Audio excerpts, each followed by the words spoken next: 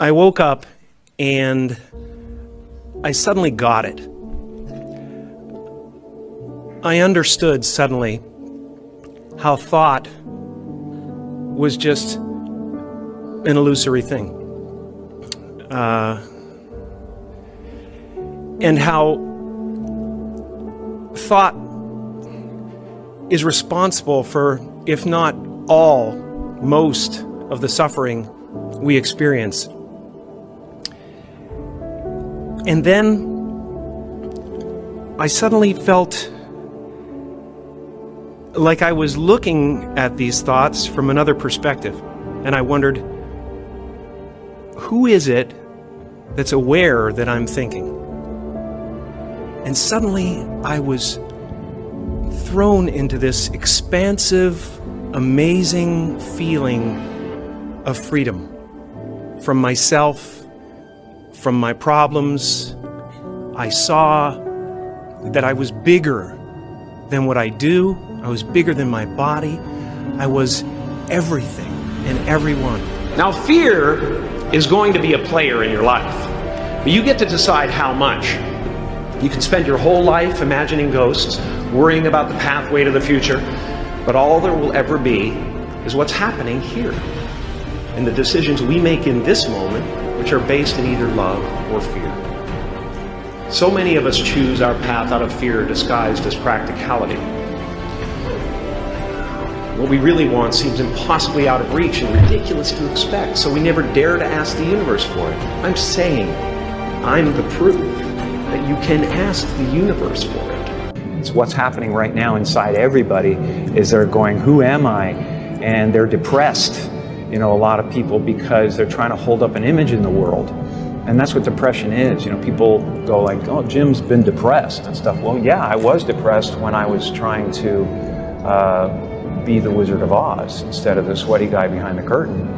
But now I know that Oz is a character, and I think everybody deals with that. Everybody walks around and they go like, why am I depressed? Well, it's because you're trying to be something for the world, and as soon as you let that go, better things happen. So you're just passing. We don't matter. I'm not looking backward. Why don't we just... Like, you're supposed to say, we're important, and you're supposed to say it's all going to be all right, and you're supposed to say that, whatever you dream can come true, and you're supposed to say all those things. I do believe in manifestation, power of that kind of stuff, but I don't believe that any of it matters, This mattering is to me a human construct, born out of a need, the same need as you have to have, deities and things like that. I believe that I had to become a famous, idea and get all the stuff that people dream about and accomplish a bunch of things what this means, don't you? That look like success in order to give up my attachment to those things.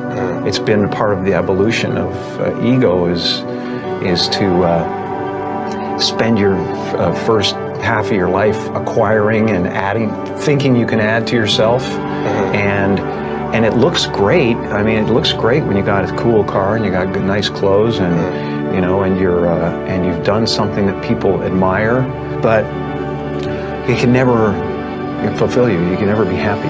You know what I mean? It's not where happiness comes from. The one thing, like, people talk about depression all the time. The difference between depression and sadness is just, from happenstance. Whatever happened or didn't happen for you, or, grief or whatever it is.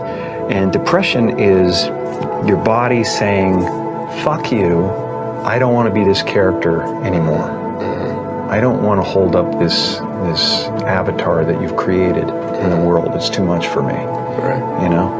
And you should think of the word of depressed as deep rest. Deep rest. Your body needs to be depressed. It needs deep rest from the character that you've been trying to play. It's a pretty name, though. It really is nice. It means merciful.